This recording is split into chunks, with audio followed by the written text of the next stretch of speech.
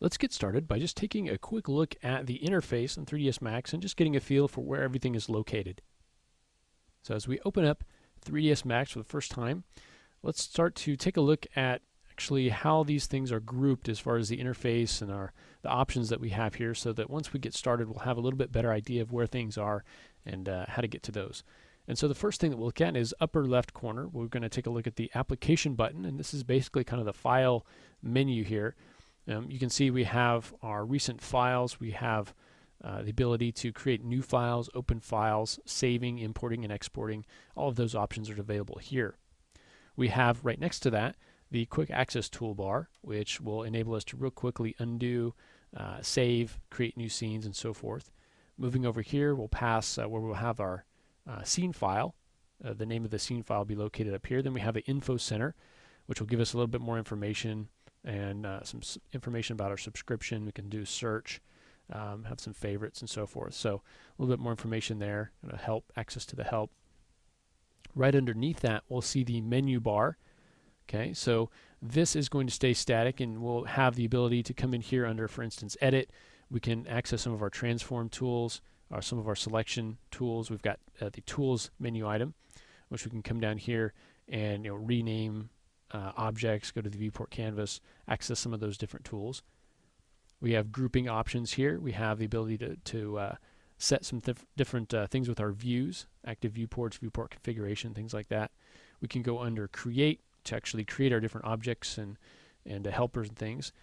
Also working with our modifiers, which we'll talk about a little bit later. Items for animation, for working with our different types of editors. A menu dedicated to rendering, customizing our user interface, and then working with MaxScript, a help menu item, and then here we have a GoZ, because a menu item, because we have that installed. Okay, now moving down, we have now under the menu bar the main toolbar. So these are going to be, instead of text menu items, obviously there are little icons here, and so we can actually, if you can see this on any part of this main toolbar, it turns into our cursor turns into a hand, and we can actually grab it and move it around. So we're not actually seeing all of those items here in our particular layout. Depends on what your screen size is. So here we have some options for binding, which we won't worry too much about right now. Then moving over to the right, we have some items for selection, different types of selection. Now you'll see some of these buttons, they get kind of highlighted as we move over these. Some of these have a little slash in the lower right hand corner, as you can see that. And these are flyouts. So what will happen is when I click and hold on one of these buttons, it'll give me more options. So that's just telling us that there are more options within this button that we can choose. So then we can select one of these, and that's now the active button if I just click on that. And if I click and hold, I can again choose a different one. So anywhere you see that little slash, keep that in mind. Next to those, we have the transform tools here, so moving, rotating, and scaling. Some other options associated with that. We also have some snapping options here that we can select, and then things like mirror, align, and then working with our layers. Moving over here, we can access some of our editors, and finally some rendering options over here. Now right below the main toolbar, in this case we have the modeling ribbon. And so this is going to contain our graphite modeling tools, our freeform modeling tools, some new selection tools here, and then object paint as well. Okay, and there are some items here that we can go ahead and modify, change the ribbon configuration, and so forth. But that's going to be located underneath the main toolbar. Now as we move down, and let's look over here on the right hand side, this is going to be a major item that we're going to be using a lot as we start to work in 3ds Max, and that's the command panel. And the command panel is where you're going to create geometry, where you're going to modify that geometry. It's where you're going to work with your hierarchies, you can set up different deformers, work with the modifier stack. You're going to be doing a lot of work here in the command panel. And so this command panel is actually made up of a number of subpanels. So we've got right now from left to right, we've got the create panel, the modify panel, hierarchy panel, motion panel, display panel, and utilities panel. And you can kind of see that tab there. So if I bring any of these forward, you can see how everything underneath it changes to different configuration. Okay. From the create panel, if we move down, we have the ability to create different pieces of geometry, different shapes, lights, all these different items here, and then we have a drop down which will let us select different objects in here based on whatever we have selected above it.